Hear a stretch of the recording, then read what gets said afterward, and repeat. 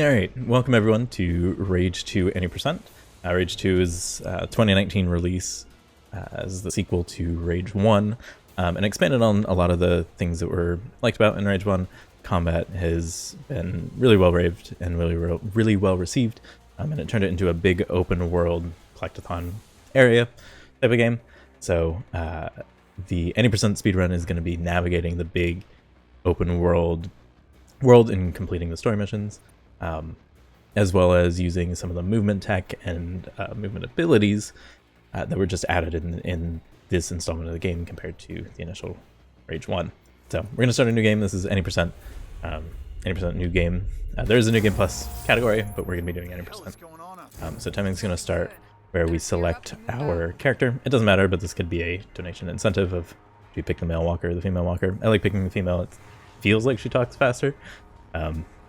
So timing starts in 3, 2, 1, go. It's go time, right? So this initial area is going to be a lot of tutorials and a lot of cutscenes, which, lucky for us, they added a cutscene skip button. So we're going to be spending a lot of this time just skipping all these cutscenes. So we're going to miss on most of the story, which is fine by us. But this is also going to be a lot of tutorials. So Feltrite, health, combat, stuff like that. So I'm gonna grab our ranger armor, which is gonna be our good weapon until we get our upgrade, and it gives us our abilities. Big one being the Feltrite based abilities, which we're gonna get throughout the course of the game. So again, just tutorial area. Here are grenades. Here's all this stuff. Here's how you move. Here's how you mantle. Here's how you crouch. And we're going to get to the first skip of the game. As soon as they introduce mantling, we get to show off how broken mantling is in any game that is introduced. This is actually one of the more difficult skips, but you can mantle up here to get out of bounds and just fly. This is one of the more difficult skips, so one more time up here. It doesn't even save that much time. There we are. So that's going to be constant throughout the run, is using our mantle ability to get out of bounds for some skips, which is going to save a lot of time in certain areas. So, again, more tutorial of our overdrive. It's one of the bits of combat tech that was added. Again, adding to the ability-based combat in this game. We'll get to it whenever we end up using the overdrive ability. So a lot of cutscenes happening here. We're just skipping all of them because it's faster. But basically, we're introduced to the main villain as well as sort of our involvement in the story. That was our Aunt Prowley, and she was killed by an organization called the Authority, the villain General Cross. And the general idea for the story of the game is the Authority is trying to wipe out human existence for I guess, I don't want to say android, but reproducible consciousness. Your consciousness exists and it goes into anybody. And that's sort of the main theme of the game, so we're trying to prevent the extermination of humans. This is going to be, again, another exposition dump. That's what a lot of this early game is going to be. But this is also where we're going to get some more of our abilities. So once we get into here, we're going to see a holograph recording of our Aunt. And we're going to open up into here, which is going to be the arc. There are these arcs that are spread throughout the game and throughout the map that are going to they're specific to rangers and ranger signatures. And inside of them are going to be upgrades, be it ability upgrades or weapon upgrades, etc., etc. We're going to be going throughout the game and getting a couple of these. The New Game Plus save has every single one of these upgrades. We're only going to be getting the faster ones and the ones that help us with the speedrun. So what we just got there is our dash, which we're going to be using throughout the entire run. Imagine that dashing is fast. So here, again, one last exposition dump. What Prowley is saying, there are 3 main characters that we need to hunt down and find: John Marshall, Rowena Prowley, and Lucem Hagar. Or sorry, John Marshall, Lucem Hagar, and Dr. Kvasir. There we are. And they all form, along with Crowley, they form a group with a Project Dagger that is the big plan to take out the Authority. And our main goal is to get all 3 of those NPCs to level 5 by completing their missions throughout the map and throughout the game, throughout the world, to get them to level 5 to be able to finish Project Dagger. So we're just about done with the intro portion of the game, where we open into the big open world section. A little out of bounds here. I did it the inverse to get here bigger. I'm doing it backwards to get back to Lily Prowley, Prowley's daughter. And we're going to unlock our vehicle, which is Phoenix. And if you're used to competent driving in video games, you're not going to get this here. The driving in this game sucks. And we're going to, in no light terms, the driving is very, very rough. And we'll get into that a little bit more throughout, because driving's a big part of the run. So one other aspect of this run is this is going to be a DLC run, or with DLC run. And one of those DLCs is the BFG 9000 from the Doom series. If you've ever played Doom, you know exactly what you're getting with the BFG, and we're going to be showing it off in about 2 minutes. It speeds up the run a lot, and it's a different route compared to the non-DLC run. There are certain types of missions that we do with the BFG that we wouldn't do without the BFG, and vice versa. So we're going to get it's going to be very clear why we're using the BFG very shortly. So now we're in the open world portion of the game, and there are going to be these different mission types throughout the world. This is an Authority sentry that is wreaking havoc on the area, and we fire the BFG and we take out the Authority sentry, just like that. So completing that mission gave us 110 XP for Lucem Hagar, and every mission throughout the game, there's the driving, every mission throughout the game is going to give us XP for a certain NPC, and that's where the routing is going to come into play, where we have to reach level 5 by completing the missions for every type of NPC. So this is going to be a bandit den, which is going to give us XP for John Marshall. So pretty straightforward. We just have to kill all the enemies in here as fast as we can. And we're playing on easy difficulty, which speeds things up a lot. The enemies have much lower health, so generally 1 melee is enough to take out the enemies. So little mantling and little parkour over there. We're also picking up these storage crates. They give us some currency. There's still one more enemy. I don't know where you are. There you are. You're hiding from me.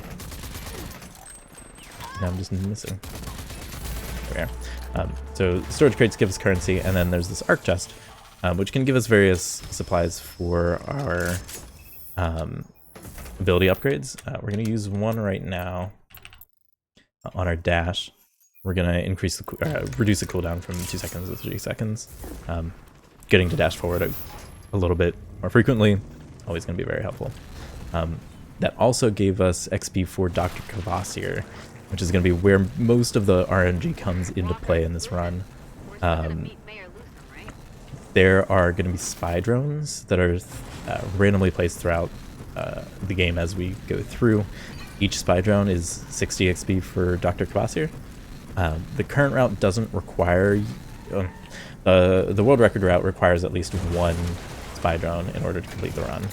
I have a reroute, or an alternative route, that has a backup mission that, just in case I get unlucky, I can still finish the run. Believe it or not, no surprise to considering I'm a Borderlands runner. I've had to take that reroute multiple times. So that's going to be the main bit of RNG. There are a couple set locations that these spy drones are going to spawn in, and I'm going to be checking those just to make sure. So our dash on a shorter cooldown is very helpful, and we're going to use our dash for a lot of movement-based tech right there. That's one that I just missed, but if we do it properly, then we can just clear this gap, no problem, first try. And just save a little bit of time. Even with a miss, I think it's slightly faster than going around normally. So this is a Crusher Den.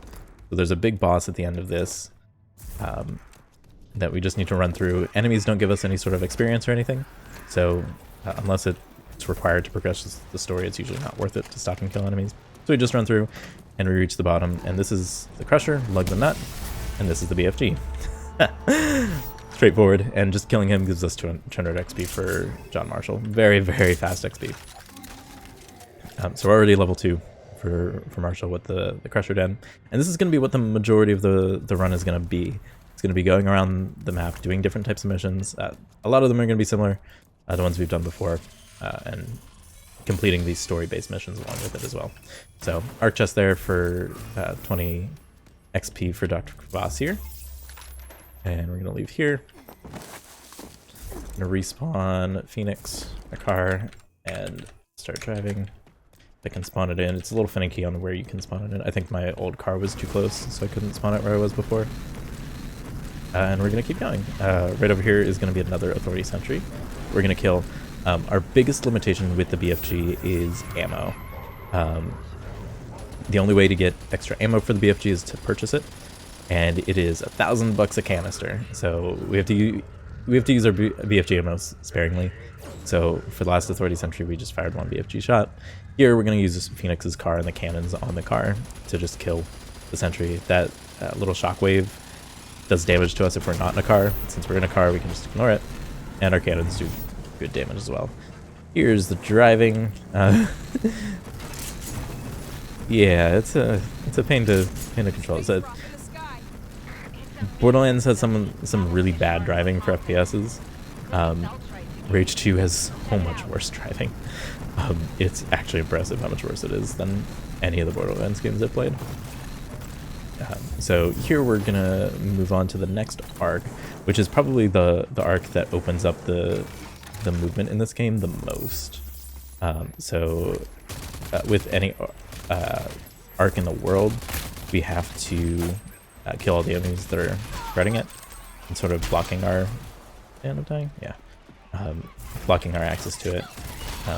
Can use wing stick as a little bit of extra sort of damage to sort of speed up the kill a little bit. There's girls over there that we can destroy.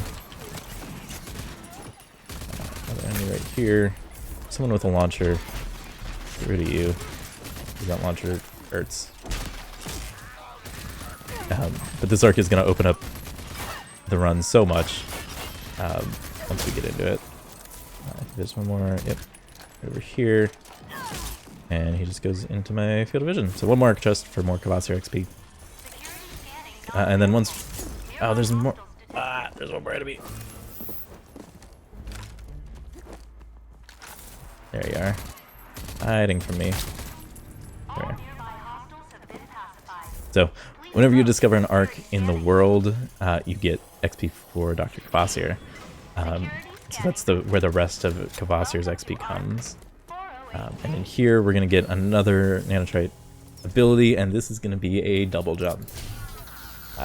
So once we get that animation, we're going to load our quick save just to skip the animation over there. And this double jump opens up a ton of the game, just for what you can do with your sort of out-of-bounds movement. Combined with being able to grapple is incredibly broken. So a little bit more storage containers for some currency. And we're going to get back into Phoenix to move on to the next area. Next area is going to be a ranger refueling station that we're kind of trying to sabotage bandits. Random cars can sort of be driving and interrupt our flow.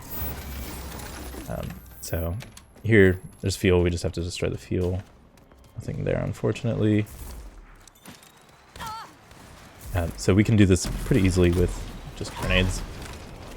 We're going to open this arc chest for a very specific reason. One, it gives us Kvasir XP, which is really important, but also it gives us Weapon Core mod, which is also going to be really important for us to upgrade our weapons. So I don't have another grenade, which is fortunate, but just destroying that should complete that. So more XP for Hagar. And now that we've done that, we're actually done with the open world section for a little bit, and we're going to head our way to the first NPC that we're going to meet, and that's going to be John Marshall. So we're going to head to Gun Barrel, which is the city that he resides in, and we're going to meet him, I promise. So right over here, we can just skip all of his dialogue. The game's a bit inconsistent with what you can skip dialogue-wise. We're going to run into instances where we can't skip dialogue, and we really wish we could. One other way that we're going to get Kvasir experience are these data pads that are spread all throughout the world. They only give 10 XP, but we have, let's say we have like 30 of them routed, or 24 of them routed total or something. So it adds up, and it really helps. So, the data pad right there. And this is probably the second most difficult skip in the game. So we're going to use... So getting that part first try is really big, but it's abusing some of the hitbox collisions. The difficult part comes here, because if we just drop down, we die. But if we land there specifically, there's a terminal height that you can fall from, that if you fall too far, then you just immediately die. And it's like the distance from the bottom of that pipe to the top of that pipe. It's very easy to die there and hit your max height. So the fact that I got that first try is incredible. So this is going to be each NPC has a handful of story missions that we have to complete. No ifs, ands, or buts about it. I don't think this arc gives us Kvasir XP because it's part of the story. But this is going to be our weapon for the rest of the game, shotgun. If you played any FPS speedrun, 9 times out of 10 the fastest weapon that you're going to use is a shotgun, and that's no different here.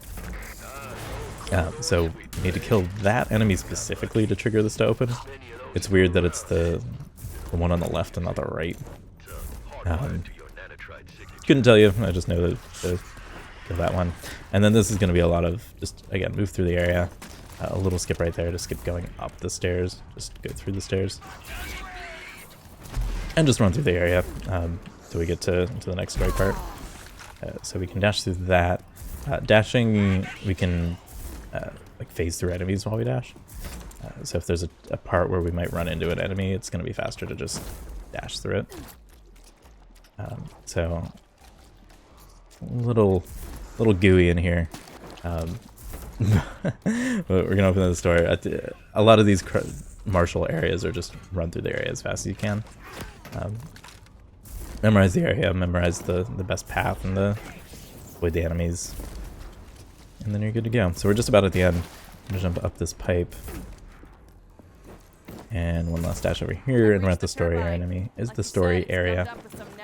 We're just trying to give the city of Gun Barrel power again.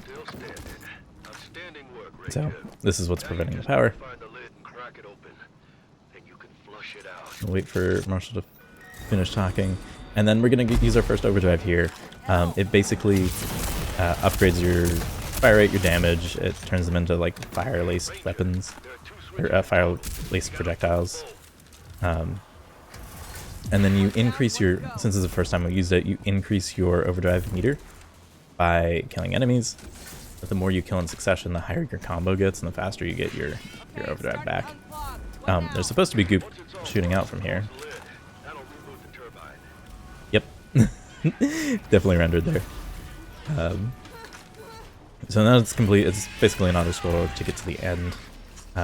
Storage crate here for some feltrite. For some currency. And we can mostly just ignore these enemies. Especially if I get another health infusion. Just use that to be better. Elevator here, and then this would be a good time for donations, because we just have to wait for the elevator up to the top. So, we skipped the cutscene where we actually met John Marshall, and once we finish here, we're actually going to meet him for real. raised me. So once we reach the top, The killing machine I am today. elevators are very slow. And I want to say I don't fully remember the patch history of this game, but I think the patch that added the cutscene skipping slowed down the elevators, Killed in the attack. which is kind of I might be wrong on that, but I'm pretty sure that's how the history happened. So one thing that we might be able to do, dashing while we're still in the elevator activates combat mode, so we can still dash to get through here, whereas otherwise we wouldn't be able to. So this is our big menuing where we upgrade a lot of our skills. So that gave us another that gave us a level 10 maximum multiplier, whereas we were previously level 8.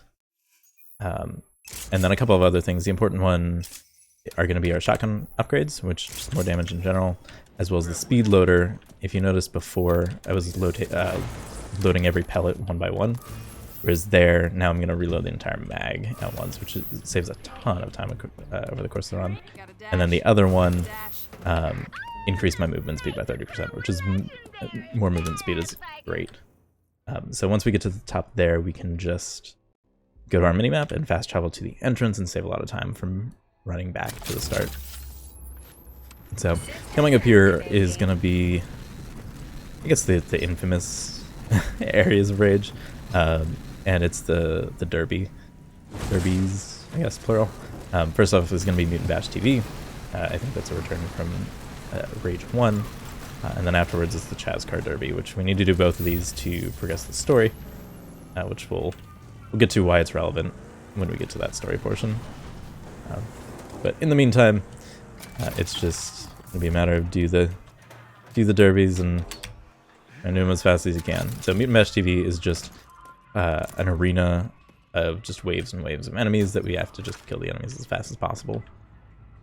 So it's really convenient that we do John Marshall's story quest first to unlock his skill tree, to get the shotgun, to upgrade our shotgun, upgrade our combat abilities.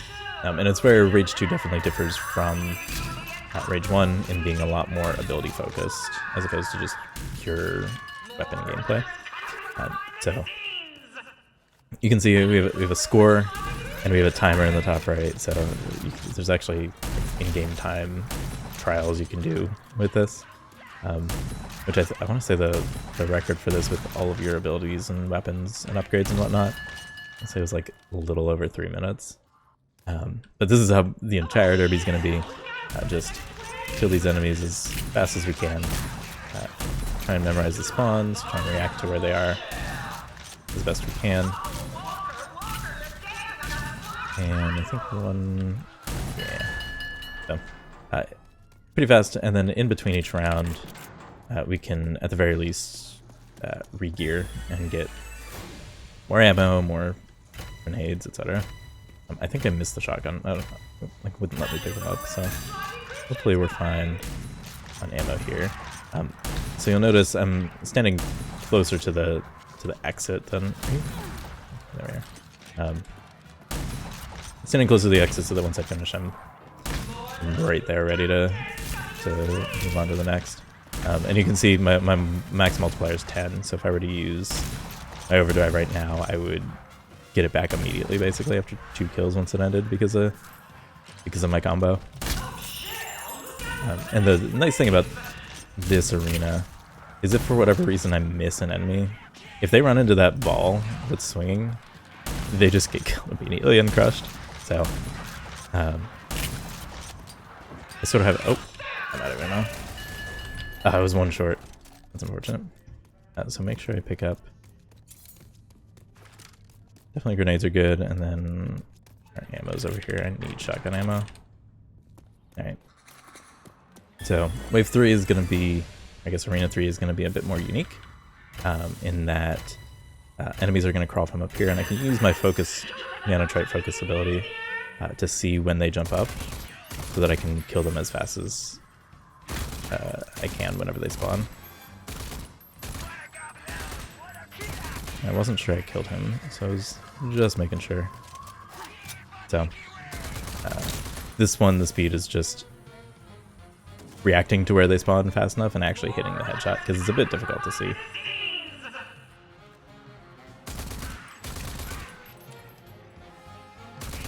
So, again, this would be also a good time for donations, since this is just kill enemies as fast as you can. And then you didn't die somehow.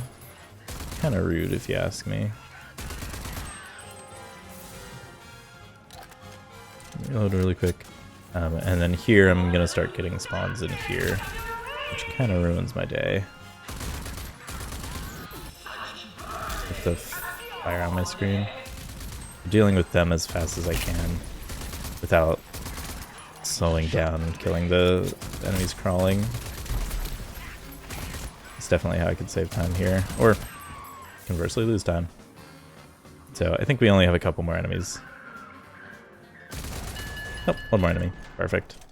Alright. Last, I'm gonna grab you. I like grenades. And then just more ammo, because I'm a little low from missing that. So this is gonna be the boss round. We're gonna have a little bit of base ads spawn out here. And then towards the end we're gonna get a boss that we're gonna kill. And theoretically I didn't need to keep my my overdrive until now, but I definitely could have used it earlier and easily gotten it back by the time I need it coming up. But we're going just like we did with the boss during Marshall's story mission, we're going to use our overdrive to just obliterate the boss that's about to spawn. So, not doing a great job of killing the base ads, but this is coming down, and there's your boss, and boss is dead. And then with the overdrive, we can actually do the rest of these pretty quickly. With one more spawn right here, and that's the Mutant Bash TV. So enter here. 349 is fine. Not great by any means, but it's not too bad. So we finish that, we get an interview, whatever. And then with the tokens that had been dropping throughout the arena, we are going to buy 2 weapon core mods and then go into our shotgun and spec into Armor Breaker. We're about to run into a lot of enemies that are going to have armor. That just one-shot breaking armor is going to be incredibly helpful. And then one more data pad for more Kvasir XP. And then if you guys have been a fan of the Phoenix driving, which hasn't been too bad, we're going to have plenty of driving sections to complain about the driving in general coming up.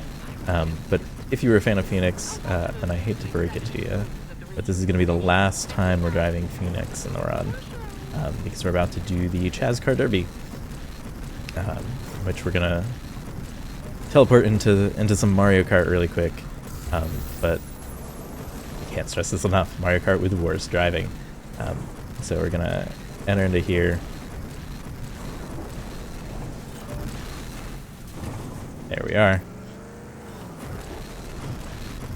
Tracks, and then once we get to the end of the tunnel where we can enter the area.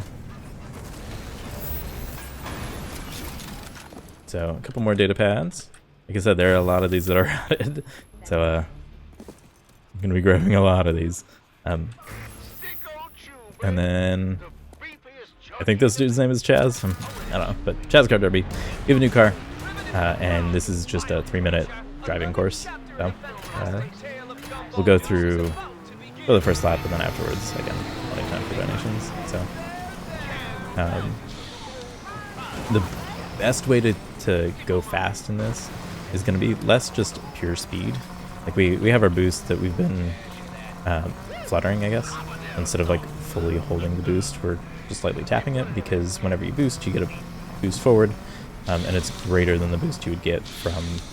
One, it's greater than the boost you'd get from just holding it, and 2, it means you can preserve it for longer.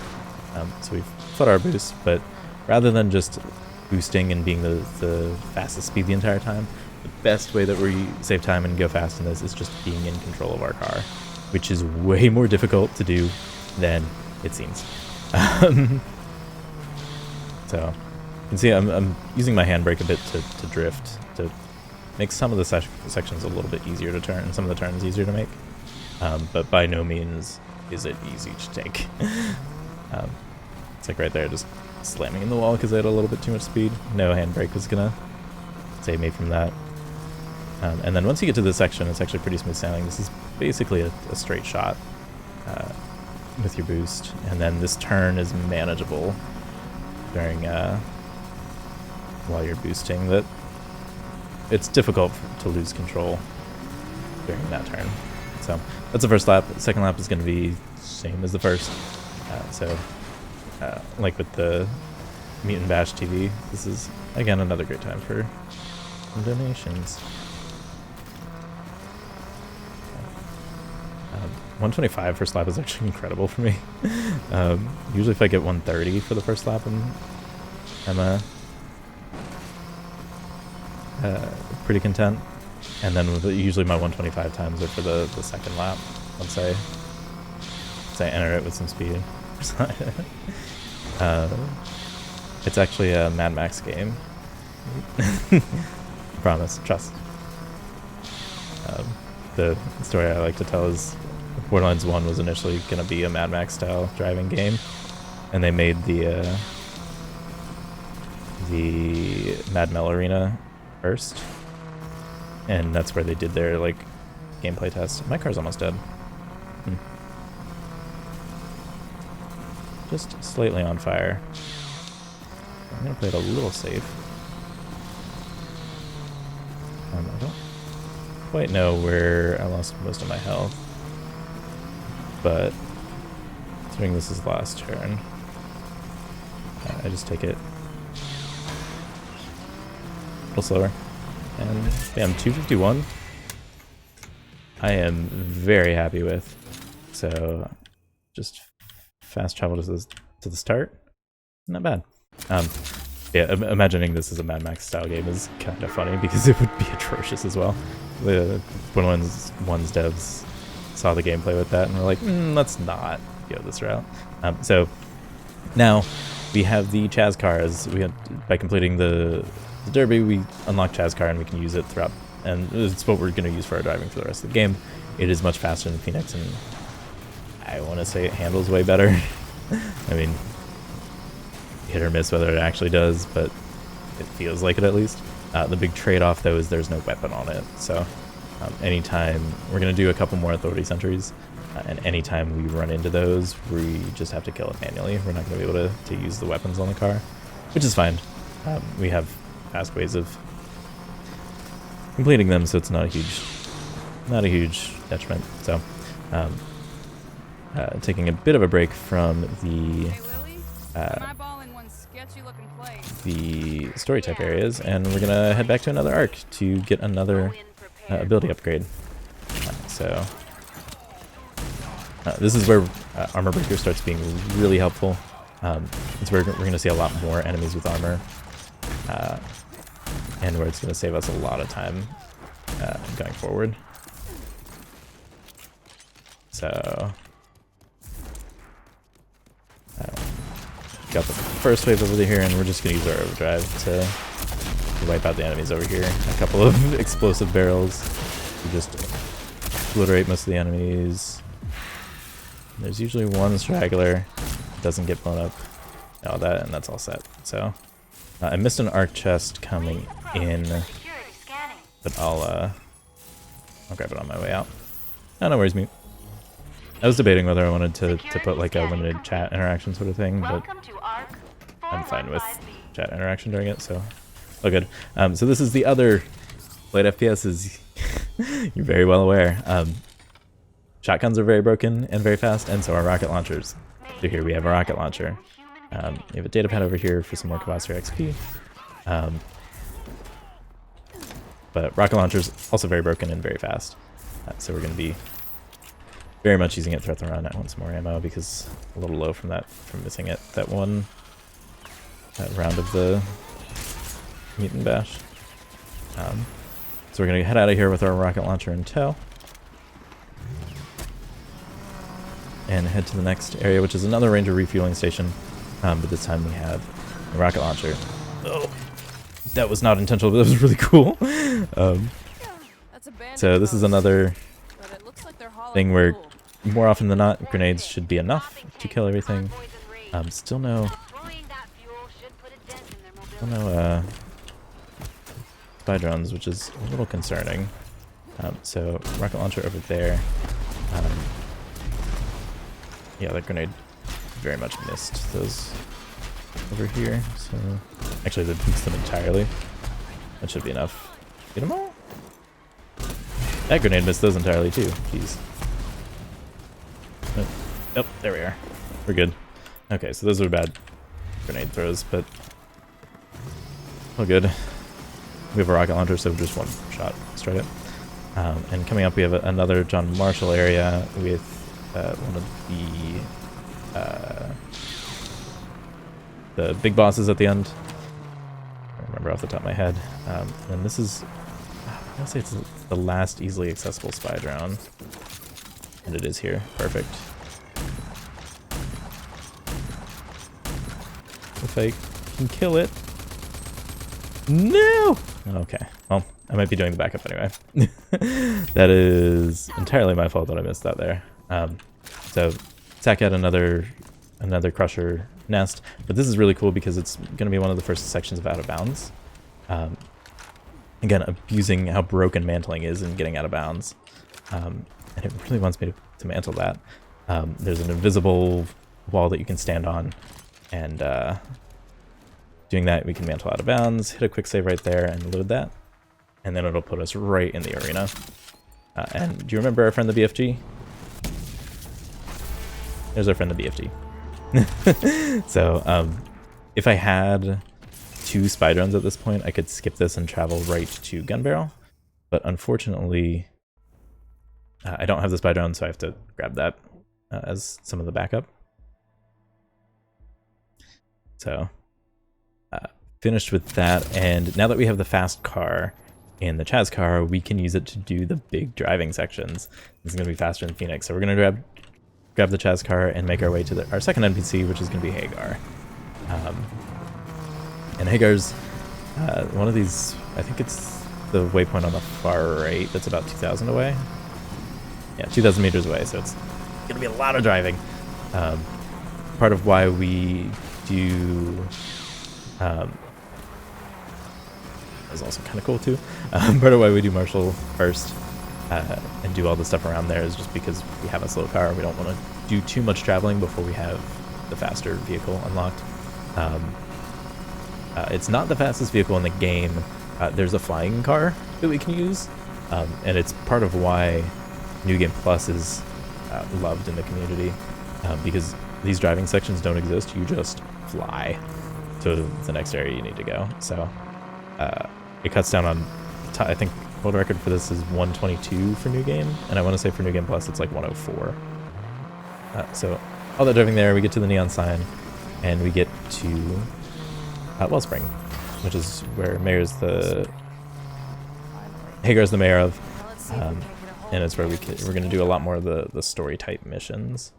I think each NPC has 3 different story type missions that you have to do. One when you first meet them, one once you reach level 5, and then the mission after it. There's 3 missions that you have to do for each person. Meeting them, after meeting them, and then level 5. I think I have that right.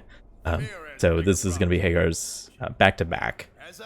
The one to meet her and one after meeting her. So datapad right here. Dude does a terrible job of keeping us out, as well as mutants or bandits trying to get in. So we need to do homie's job for him and kill the intruders. So we just completely bypassed him entirely, and we're heading up to Hagar. And this is just protect her and introduce ourselves, and we can move on with the story. So, this is lose some Hagar, and we're just kill the enemies out here. It's a little awkward with the windows. And then one more, 2 more. I think that's everyone. Yeah. A couple more data pads in here. And elevator, we can see when they come in and just take them out with the rocket launcher. Like I said, rocket launchers are very strong in speedruns, and here is no exception. So a couple more data pads. We're at level 4 with Kvasir, which is good, but that last level is really dependent on getting a spy drone, which, because I messed up the combat, we're a little short for. But we have a backup baked in, so it's not a huge deal. So I'm gonna take a gizmo, and now because we won the, we won the Chasco Derby and we completed Mutant Bash TV, we can make it to the Winners Lounge, which is like a secret underground club or like black market or something along those lines, in Wellspring, that's run by a very rich guy that we'll see. So here's our vendor where we can buy our BFG canisters. Like I said, $1,000 a canister. We use all of our money on that. So every crate that I've been opening that has had money instead of Feltrite for our ability upgrades has been so that we have enough money to buy BFG canisters. Which I think we used 9 the other game, so we spent a lot of money just to use the BFG. So we head down here into the Winners Lounge and we meet Clegg Clayton. And this is it's a hit or miss area in the run. It's a part that I really like and really hate at the same time, because this is about 6 minutes of exposition dumping, which is really, I like it because it's about halfway through the run. It's a mental break. I can check my phone. I can respond to a text that comes in, etc., etc. But at the same time, it's a lot of waiting, and it just kind of screeches the run to a halt because of it. It's a perfect time for a ton of donations to push as many incentives or bonus games as possible. You can read off every single incentive that's open, every incentive that'll be open in the future.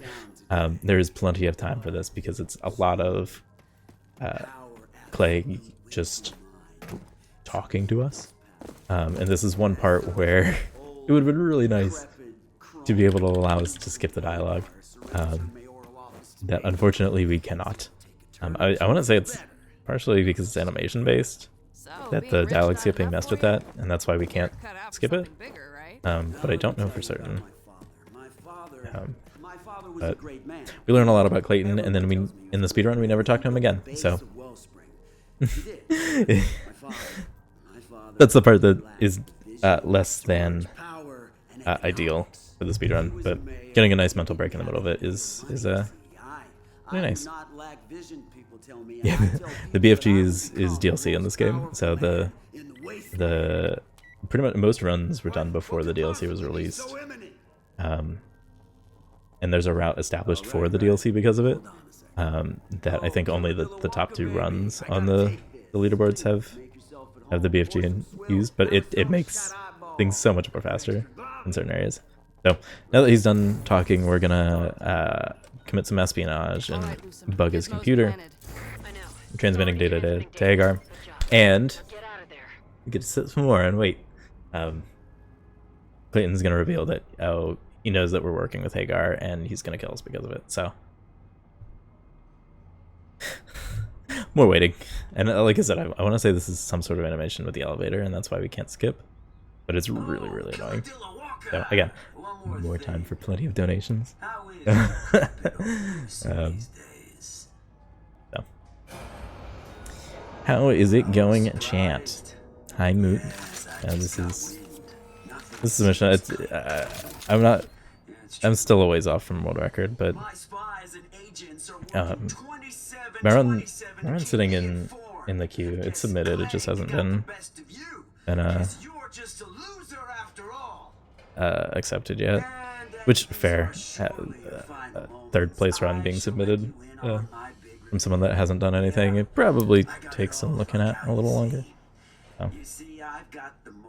Not a huge deal. I just hope that it's accepted before submissions are looked at, because I know Geared was in like I want to say for SGDQ, year and a half ago, I'm pretty sure, or I guess yeah, a year and a half ago. I want to say Geared was accepted like right off the bat, no questions asked. Like we want Geared, and that's the only Borderlands we want, and that's not even up for debate. But my submission video didn't get any views. It was unlisted. I only shared it with the submission, and it didn't get any views. I was talking with some of the guys at the. Actually, it was Amber specifically, so the peeps at the homies at the event. They were like, "Yeah, it was since you didn't have a run submitted and weren't on the leaderboards. It's probably why it wasn't looked at." I'm like, you know, that makes sense. So I made sure to at least submit my PB. Have that submitted before getting anything. So we'll see. So anyways, after all of that dialogue, I guess it was only like 4 minutes. 5 minutes. Not quite 6. We're under Wellspring, we need to get out. And this is kind of the turning point for Hagar's mission, because we kind of just helped out Marshall. But since this is like the second mission for Hagar, I guess, this is important. There's a tank here, which is very pivotal to Project Dagger. So having that already and finding that is really big for the story, because the story matters, I promise. So this is a section where killing the enemies is actually really important, because we need to kill all these enemies before we can progress. So even though we don't get any sort of XP from it, or like currency or what have you, we want to kill as fast as we can, because so that we can progress. And I think that's yeah. Okay, strike team in the tower means we killed enough at least that the elevator should be moving. Just to make sure the elevator's moving, I can get my launcher back there and it'll kill the enemies in the elevator. And then there's got a data pad and storage container over there, just so that I can get some more Feltrite, because we're going to upgrade our ability one more time. Slightly slow for the elevator, but that's fine. Rude. So, Hagar's going to try and capture Clayton, and it's going to go very well. Spoiler alert, it's not. But we skipped the cutscene, so it doesn't matter. This is another I guess backup route that, depending on how many spy drones we've gotten, I think I need 3 spy drones in order to skip these, and considering I have 0, this hitbox is very funky. I have to grab these. So. We're gonna head back to Hagar, and then she's gonna be taken care of. Her mission line for this is gonna be done until we hit level 5. Let's reach back up here. Again, elevators are slow, so I got more time for donations and incentives. So we can skip all that. We unlock, I think we unlock more of her skill tree. But we're just gonna exit out. We don't need anything from there. And do the same thing we have been doing, reach the entrance and fast travel the entrance to save some of the running time. So that's some of the story stuff taken care of and out of the way. So done with that portion. And then now that we met Hagar, we have one more NPC we have to meet, and that's Doc Kvasir, who we're going to go to pretty much immediately. So get our Chaz car, and we have a lot more driving we have to do. So we're going to take a right out of Wellspring, and I don't know if this part is actually faster, but it's really fun to do anyway, as long as driving cooperates. Is just very fun. So vehicle, like I said, there's some random types of vehicles driving around that their patterns are random, so you can just run into a different type of vehicle just as you're driving, and that was a vehicle combat mission, I guess, which, considering my vehicle does not have weapons, a bit difficult to complete. So on our way to Kvasir, we're actually taking a handful of detours. We're not going straight towards them. We're heading up here, and then if my car cooperates with the driving, which is why I'm going to take it slow, we're going to kind of shoot up here really quick. Ah, not quite.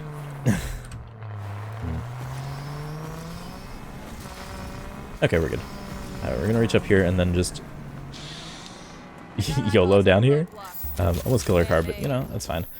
This is another one of Hagar's types of missions, which is a roadblock. It's literally, the road's blocked, we unblock it, and we're done. Then non-DLC Run does this a lot more because of how easy it is. We got 120. We got more XP for doing that than for using the BFG to take down the Authority Sentry. But they're more out of the way, and that if we can just take the normal path that we need to take anyway, and just kill an Authority Sentry instead with the BFG, it ends up being faster. So that's the only one we do in the run, whereas the DLC run does a little bit more.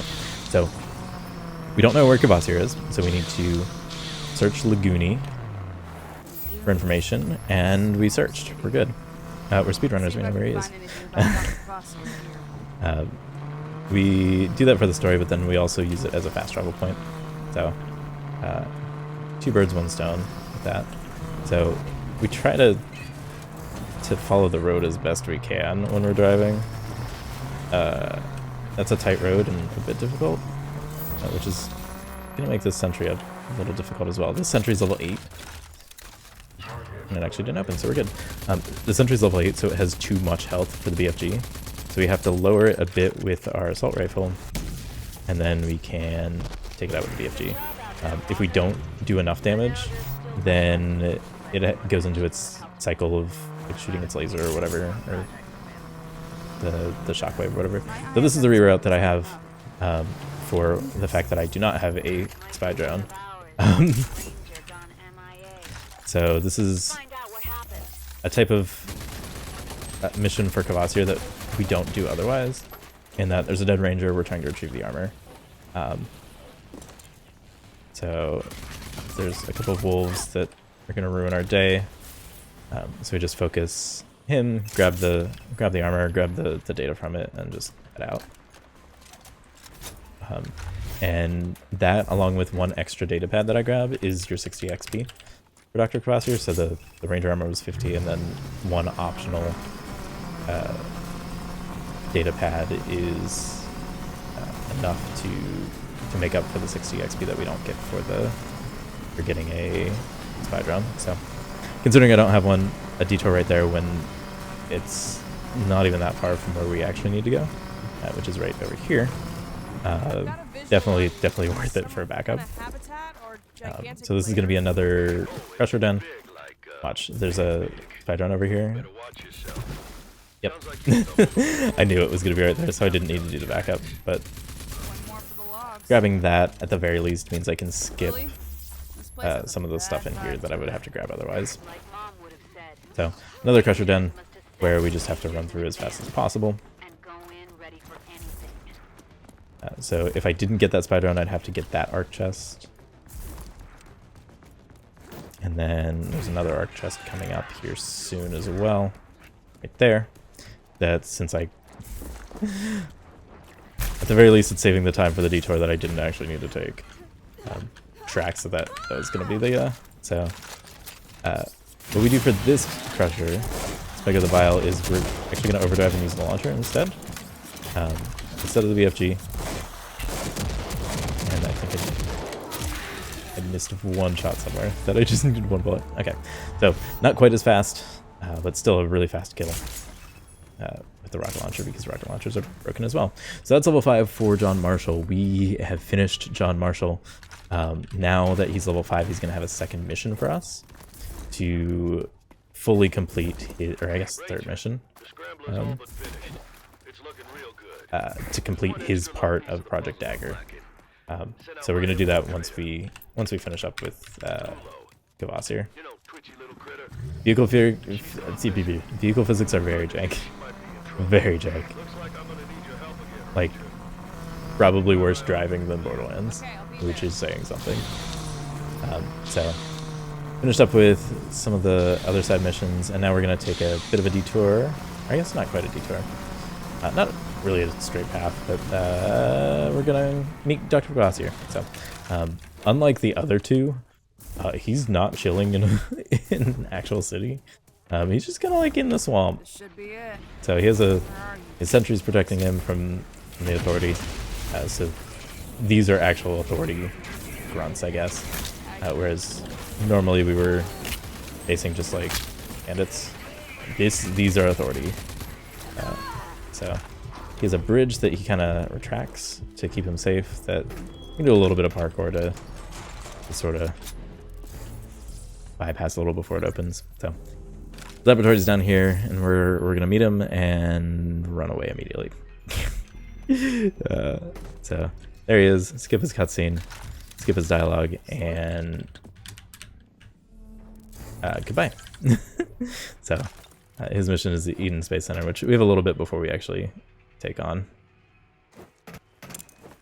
So get back across the bridge, and we can fast travel to Gun Barrel to get John Marshall's next part of the piece of the puzzle.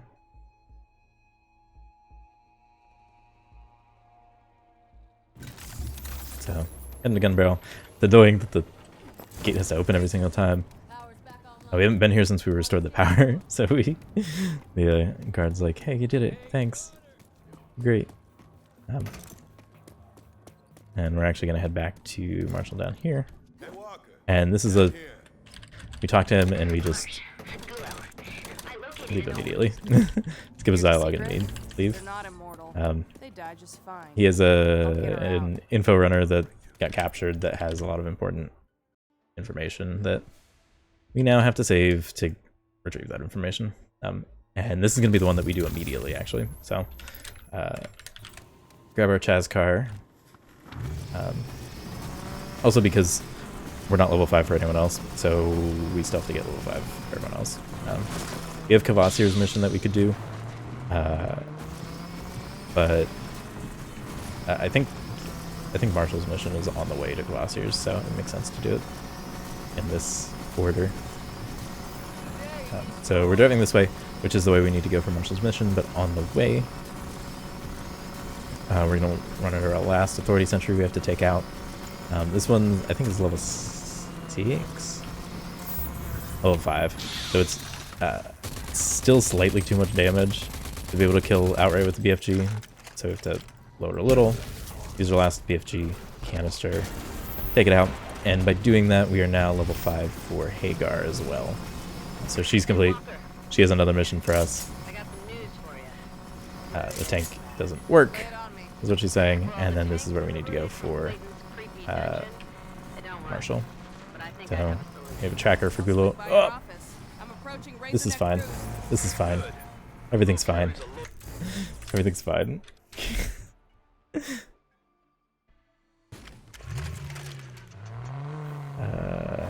Oh god, we're okay. Sentry's gone. Okay, not too bad. Driving. Driving. That's all I have to say. Just one bounce and you just kind of go flying. You get like bounced off of a rock or something and went flying. Oh. Anyway, so Gulo's in here somewhere. Her signal's taking us over here. And something a little funky is we're gonna get inside of here. And once we enter this building, we're gonna load our quick save. And for whatever reason, doing it like this makes it so we only have to kill 4 enemies to progress.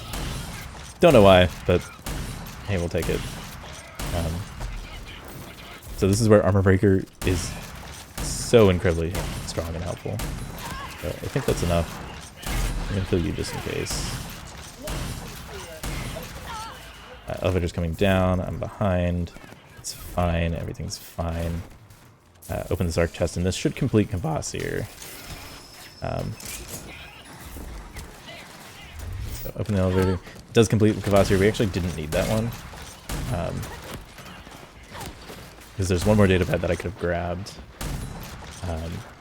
It would have been the 10 XP to get us there, but it's fine. It theoretically shouldn't have lost time. So here's Gulo. Gulo's dead. Was tortured by the Authority, but she kept the intel, which is phenomenal. And is relaying it all to us. So we're on top of here, and one thing that I haven't really gone into is we can use our double jump and our dash to prevent fall damage. So normally jumping down from there would actually just straight up kill us, but I can do a little bit of funky parkour with the double jump. Okay, I can't go backwards. Cool. Okay, normally this is faster just by taking that vehicle as you leave, but it didn't want to cooperate, so I guess I'm taking the Jazz car. So about straight ahead from us in the distance is where we need to go. We're not going to take the road because it's a little slow and a lot less direct, so we have to. The road's faster and smoother and makes me feel a lot better about driving. But going under this bridge over here, even though it's not technically the road, it's much more of a straight shot. Once we go up here, you can see the building sort of peeking over the horizon. So I'm just gonna launch into here and go back to our shotgun. We have to kill 11 enemies to open the way into the Eden Space Center. Taking care of the enemy with a rocket launcher first, because it's gonna be what ruins our day the most. With that baseball bat, hitting a grenade at us. So now that we have 7, the store opens, and we're gonna upgrade our grav jump to level 2 to increase the range, which, if it already wasn't broken for getting out of bounds easy, it's about to get even worse. So we can step on here and boom, get over there and grapple that with that extra height, and we are very out of bounds at this point. We're not supposed to be here at all. So we can head up here, and again with the extra height, oops, not quite there. This one's a bit more finicky because it really doesn't look like you should be able to hit this.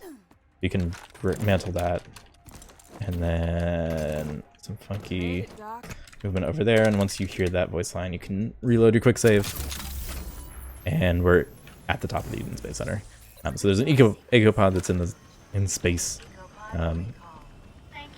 that we're recollecting, gaining control of.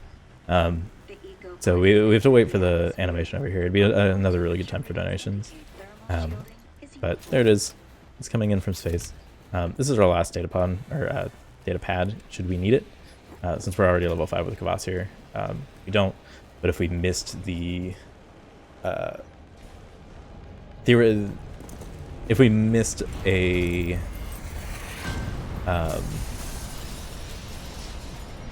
actually, I'm not sure.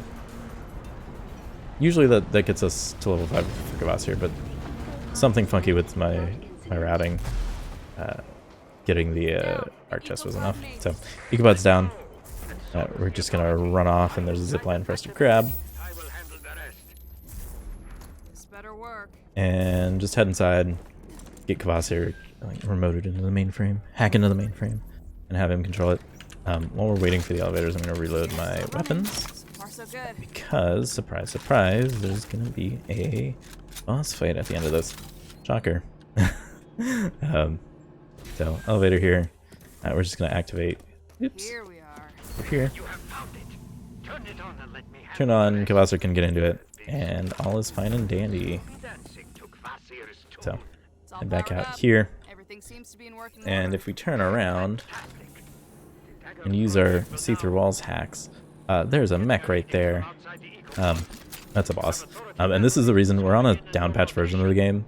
I don't think this specific, but there's a couple of quick kills that were taken out in a patch of the game This being one of them, so we take care of that, and then his brain exposes, and we just put his brain and it's all taken care of. So a couple more authority on once we take care of him, and we're all set. That's the boss. So BFG is really strong early game when we don't have very many weapons to be able to kill bosses very quickly. Once we get better tools and better weapons, much easier, much faster kills, and much more available kills. So even with the BFG, he didn't last very long. There's just a long spiel by Dr. Klaus here. I've tried to run around and see if there's anything in here that we could do while we wait, but we're very far away from anything, so unfortunately we just kind of have to wait. Sounds good to me. So our menu is going to open up and we can fast travel to Hardtop, the first bandit den that we did in the game. And one thing about bandit dens is you can replay the mission, so once you complete them they're cleared out, but if you go back to it you can just replay. We're not going to replay it, that doesn't benefit us at all, but it is a very convenient location for the second part of Marshall's mission, which is acting on the information that Gulo provided us. So there's an abandoned authority base over here with a cliff that I drive off so much, but luckily by the time we drive off the cliff, we already hit a quick save, so it's not the worst thing in the world, but this is a very quick area to finish off Marshall's mission flow. And I'm just gonna grab some ammo because I feel really short on it. This is another, we don't have to kill any enemy, we have to kill 2 enemies to open a door. And that's it. So, whoop, that was close. So these 2 enemies, kill them, armor breaker, proving clutch, and then just go past everyone and we're fine. Marshall, so, schematics of the authority base. Very good for us to get. So we're going to use the device that we got from Gulo to intercept all this.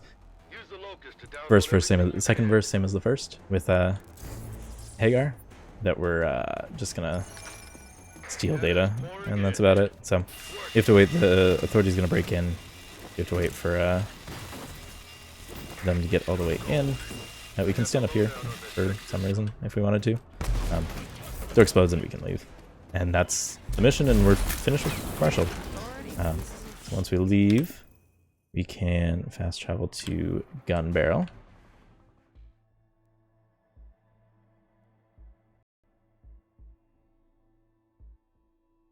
And once we're in Gun Barrel, we're going to talk to Marshall, finish off what we need to do with him, and he's all set for Project Dagger. First of the 3 NPCs to be fully taken care of and fully completed. So we're going to head in here, head back to Marshall, and he's in charge of scrambling communications so that the authority can't tell that it's actually us. So let's talk to him, pick up the scrambler, and load our quick save. I did not load our actual save. I think my mouse is over one of my casual saves, so this is going to be a bit of a long load screen. As it's loading a completely different area of the map. Yeah, so we're not in Wellspring. Let's go back to Gun Barrel. And that's a faster way of us getting to the entrance of Gun Barrel instead of having to run all the way back through his bar. We are now at the entrance again, and we're going to fast travel to Laguni. No, sorry. We're going to go back to Kvasir now that we've completed him. This is an obnoxious fast travel because the chevron for the mission objective is the exact same shape as the icon to fast travel to him. Very obnoxious. So we're gonna head back to Kvasir. His bridge is already open, which is the only time that we get to him where his bridge is open already, which I'll take it. It's easier to get across when the bridge is open. But whatever. We're back to Kvasir. We're gonna talk to him and leave again.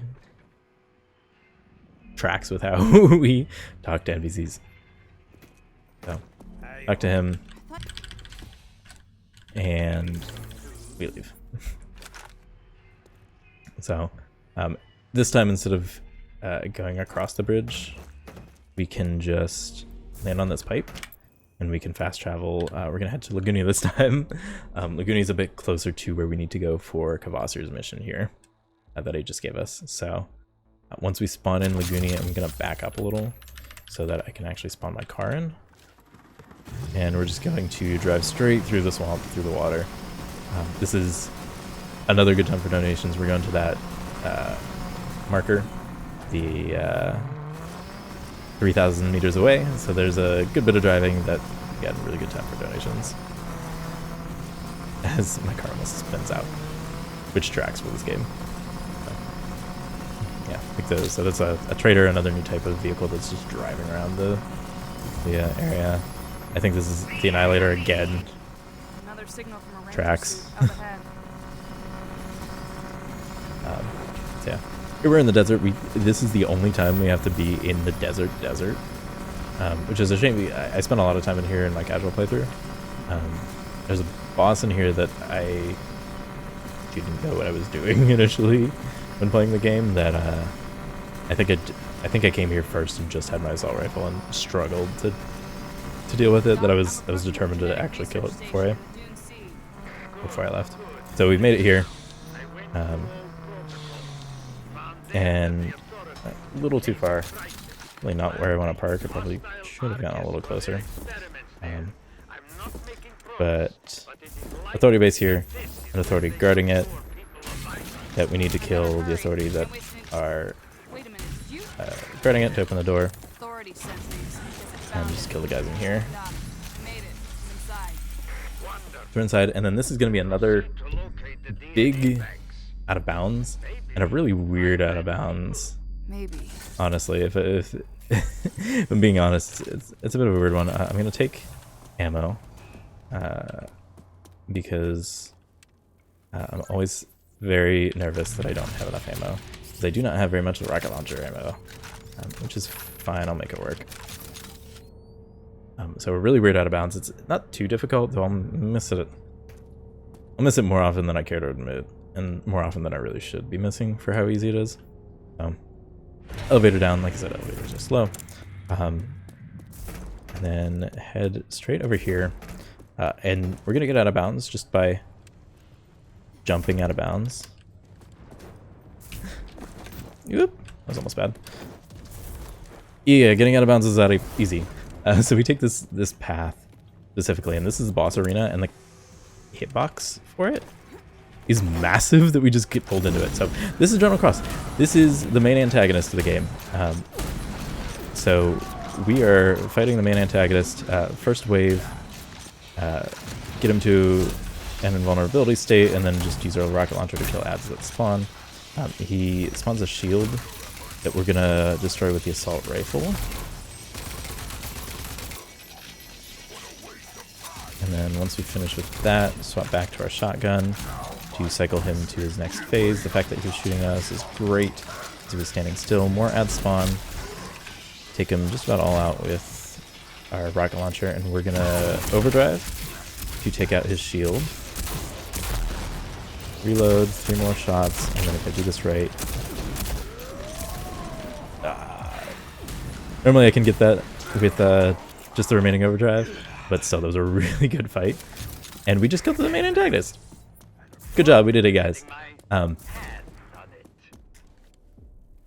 Timer's still going. So, that's not the final boss of the game. If you remember way back at the start of the run when I described the authorities' plan was to wipe out human life for just uploading your consciousness into any body. We killed Cross, but his consciousness still exists, which is the main problem with this. So we have Cross's head right now. We took that and we're delivering that to Kvasir so that we can replicate his DNA. So, surprise, surprise, Cross isn't actually dead. His consciousness is just in another body that's exactly like the body that we just destroyed.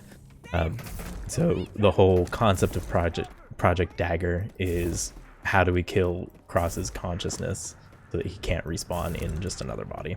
So now that we're done with this, we have to run a really far distance to be able to fast travel anywhere, which is really odd because we also can't spawn a car easily either. Really, really strange, but we're gonna head back to Glossier and just deliver across his head so that he can make our DNA sample injector thingy. So one last trek to Glossier. And he brought his bridge back, which if we do this right, there we are, we can cross before it's fully open.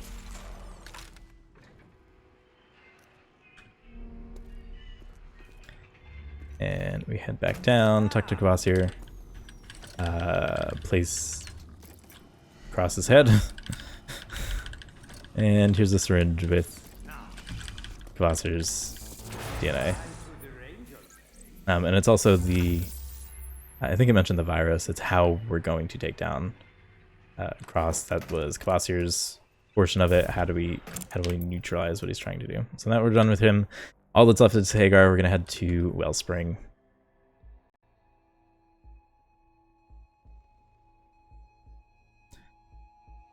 And we're gonna talk to Hagar once we load in,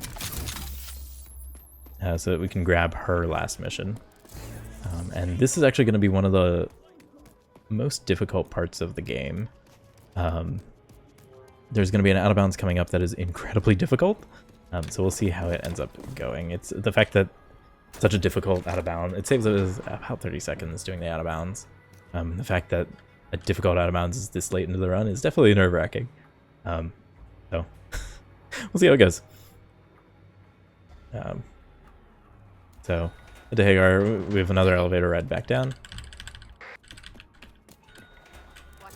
And another good time for donations while we wait for the elevator.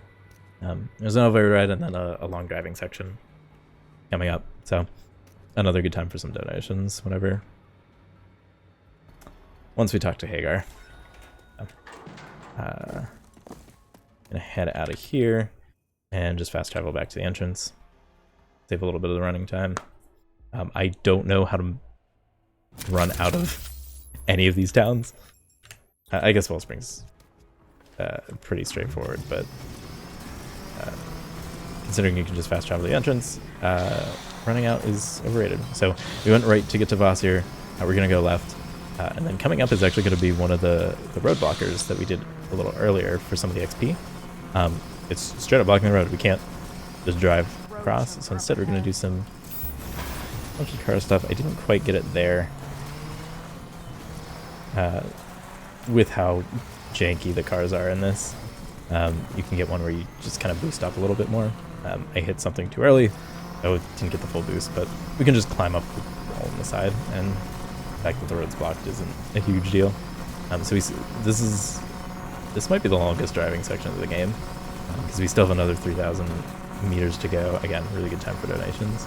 We're in the jungle, and we're going to make this trek one more time.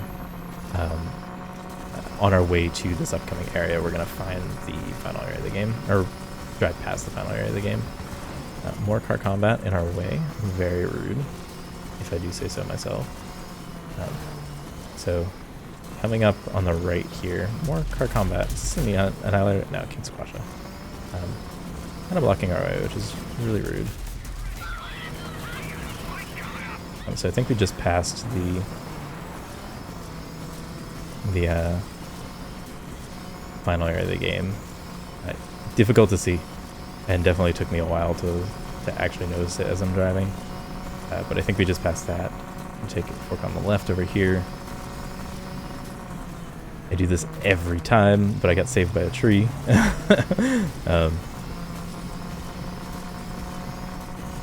That usually I'm in the air, so I can't stop, so I just go into the water. So Authority Sentry, and we're gonna say no to that and just take this side path instead. This time not saved by a tree. Hunted by a tree instead. And this is a really tight road that's difficult to navigate, especially with, like I said, janky cars. But once we're right on the right path, it's pretty much a straight shot. that right before that we can... not quite what I wanted to do there. I think this is still fine.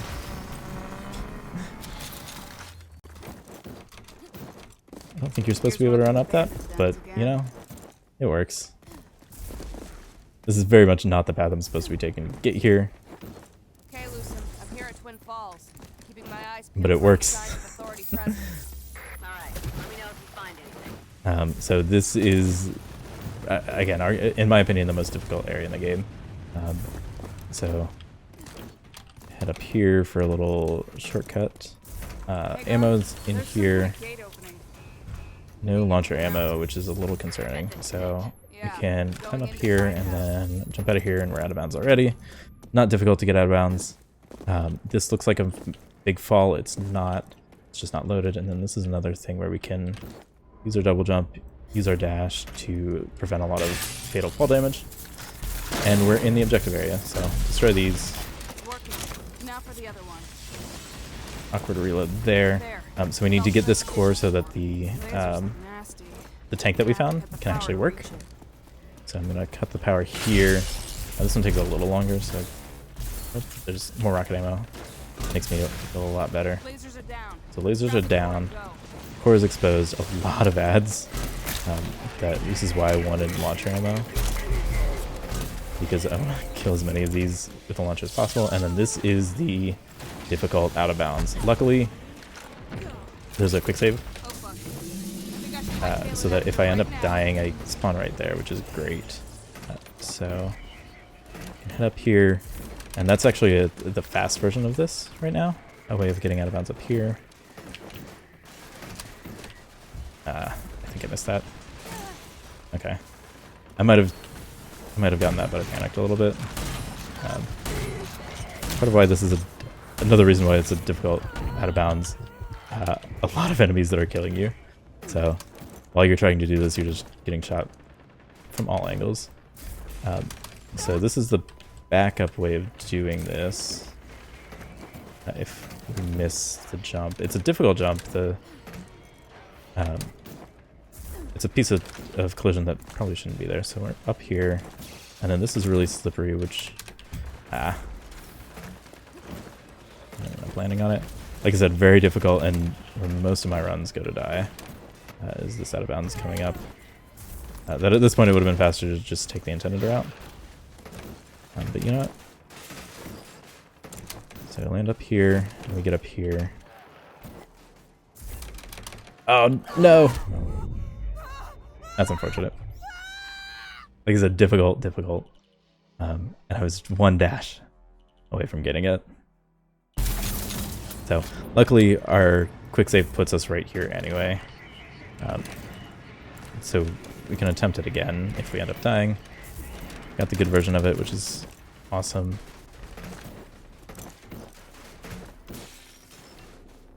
Yeah. And I didn't get a sprint there. I couldn't get around. So I'll give it 2 more tries, and then I'll just take the intended route. It skips like I said, I think it's like a 30-second or like a 45-second elevator up. So I didn't quite get the good version. So I'm gonna kill the authority over here to protect myself.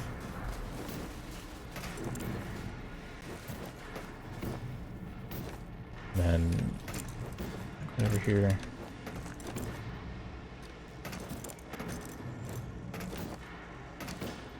Collision that you can actually stand on here again. Also, part of what makes this difficult is just none of this terrain makes sense that you can actually stand on it.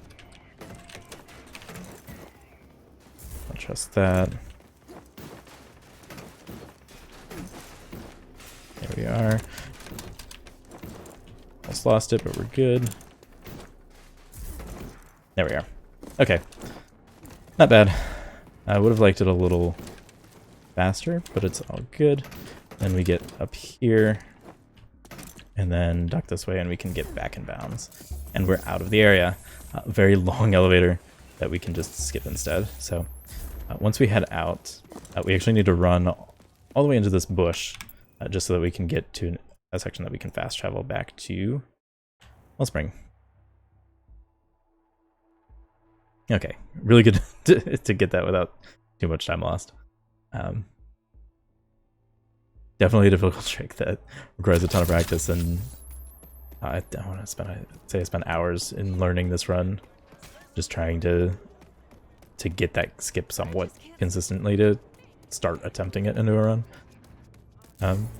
So now the objective actually updates to return to Hagar. We kind of skipped all the triggers that update that, but since you have the core and you're back in Wellspring, it's like, oh yeah, talk to Hagar.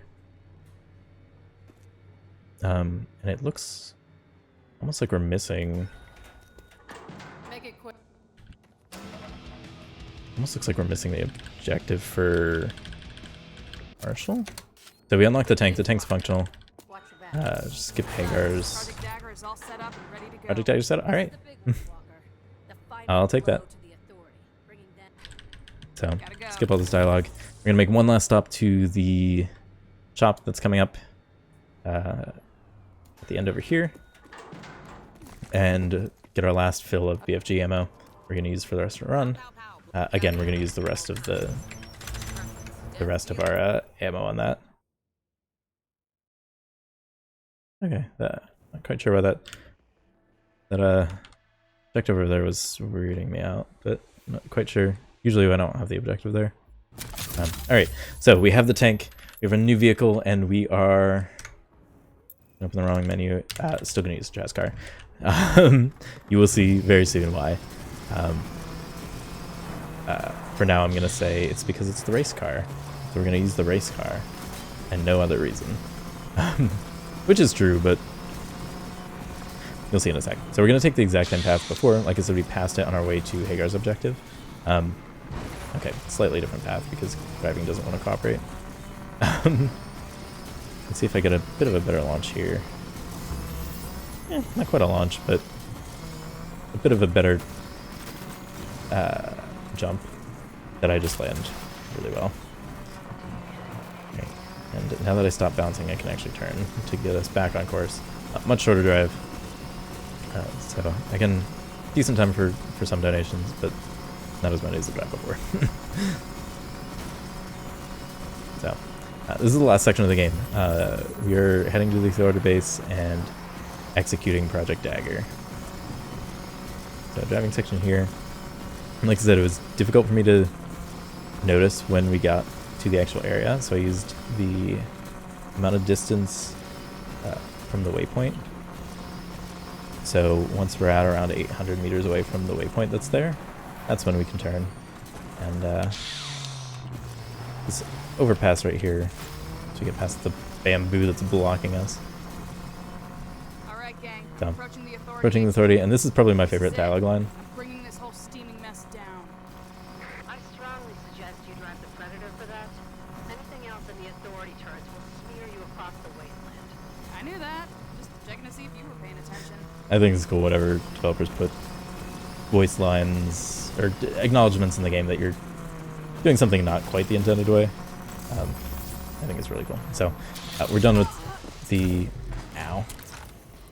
Jazz car, and we're gonna spawn the Xerxes tank, and this is why we use the Jazz car.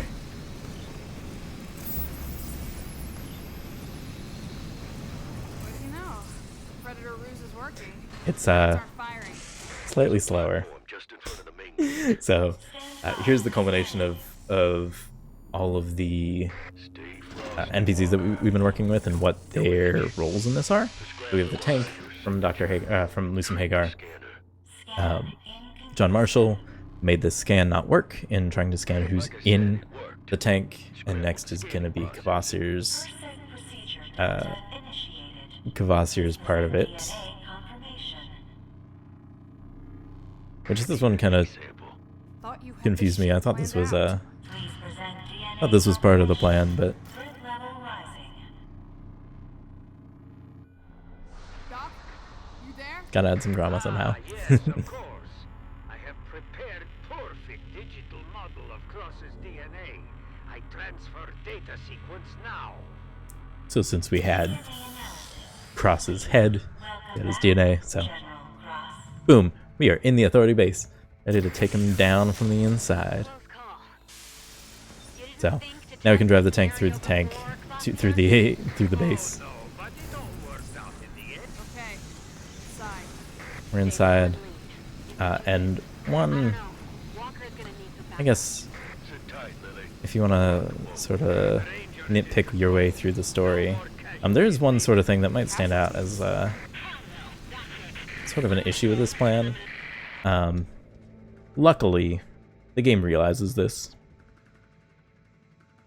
Again, you are resilient like a plague, pointless protege. It is something of a wonder that you've gotten so far, but surely you did not think it would go unnoticed that another General Cross had entered my base. Very good point.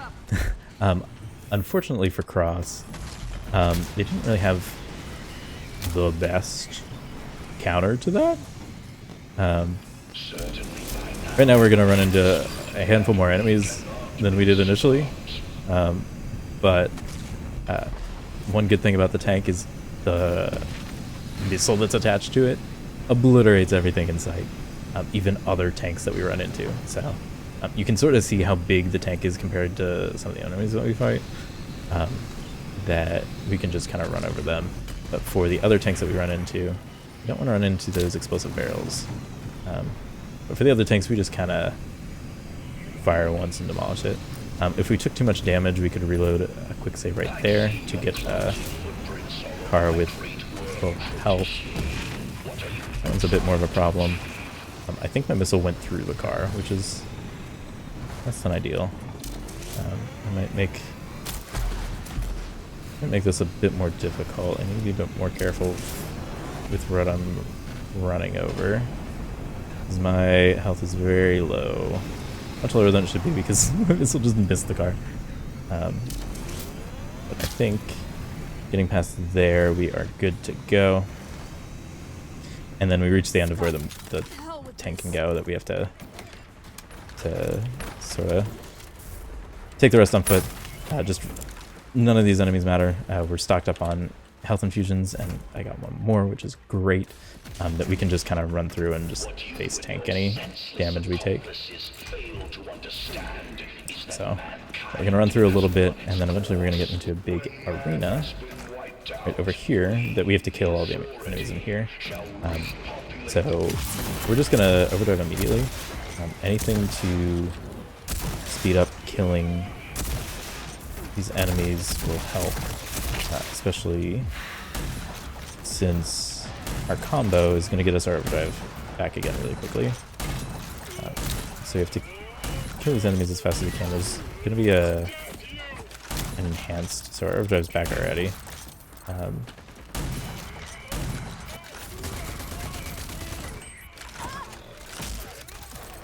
And that's enough for the scanner. So that's the part that is actually timed. We're still going to get more enemies spawning, but I don't care about them as much. One, we have health, that if we take damage, we're fine. Two, I can use my assault rifle ammo instead of my shotgun ammo, because my shotgun ammo is a little bit more valuable. But we just have to wait for this elevator to come up. It's actually kind of amusing because we can jump on the elevator much earlier. And just wait for it to get to the top.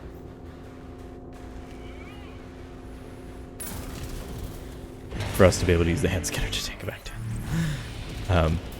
And now we can make the jump down here from up here. I'm going to wait a little bit just to play it safe. We can make it from all the way up here already. So there we are. Made it past. I have my overdrive.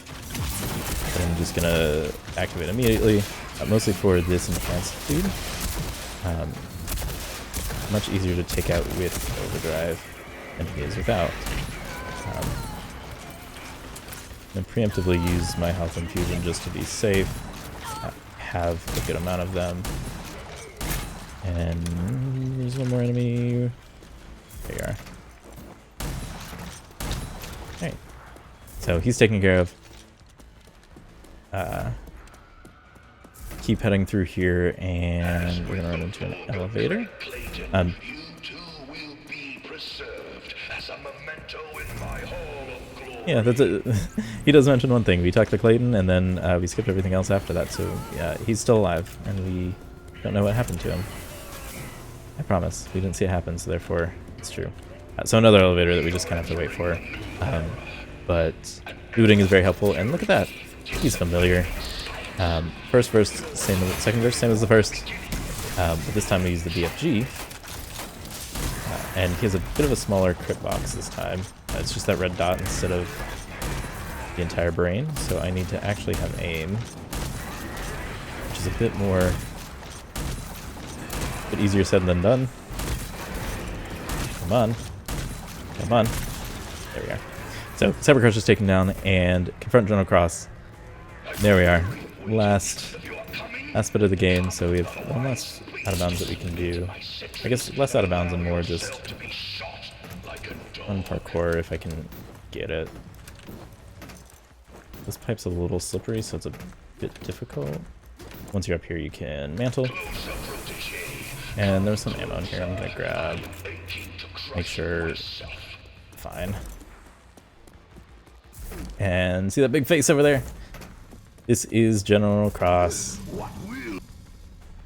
But in Colossal Titan form. This is the final boss of the game. There are a handful of different phases. The first phase is just him slamming his fists on the ground and us destroying these things on his wrist. Each of these just takes one launcher shot to kill. Our launcher is going to be our friend throughout this entire final boss fight. We're going to be, if I finish with launcher ammo, I either did a good job of hitting my shots, or I did something wrong, because I want to use as much launcher ammo as I can, because it's going to be our best at killing enemies. So first phase is done, and a handful of ads spawn that I'm going to try and kill with my launcher, but miss horribly. And maybe if I don't have launcher ammo, that's actually the bad thing, because I've missed my stuff, because I am missing a lot. There we are. I'm just going to use my shotgun at this point because I want to preserve some of my ammo, because I used too much of it missing. Kill these ads. Jeez. Alright. We have one more BFG ammo, and we're going to pull that out, and as he slams his fist, that's going to hit all of the spots on his chest remaining, which is going to move him to the next cycle. I'm going to bring a handful of ads out here. I'm going to kill grenade and with my launcher. Bit of a better job hitting that there.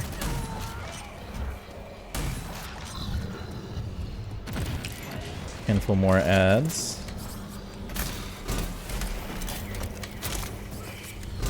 With my launcher if I can. Looks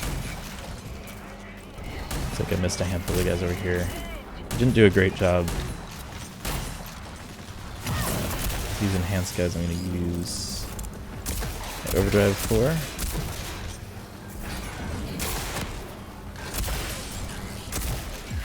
And that'll cycle him to his last phase. Hit that a little too early. In his last phase, this metal bit is going to be what we can hit. And if we actually hit that, that'll do the last bits of damage. And there he is, and that's time. Not a bad run. Not a bad run. Definitely a lot of time saved that I still have. But a PB in a submission video, I will take that. I will take that. So here we get to see the how we're actually gonna kill Cross, so that he.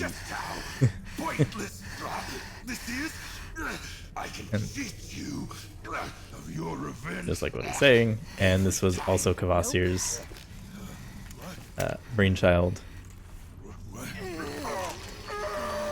Is that virus prevents him from putting his consciousness back into some other body and actually takes him out. If you want to see the whole little bit of the ending, get the game and watch it and play it. It's a really fun game. The story's hit or miss, but the gameplay is very, very fun. It's what got me into the game. I got it for free on Epic during one of their sales, fell in love with the gameplay and wanted to pick up the speedrun. So that is my submission for RAGE2 and GDQ, and thank you guys for consideration.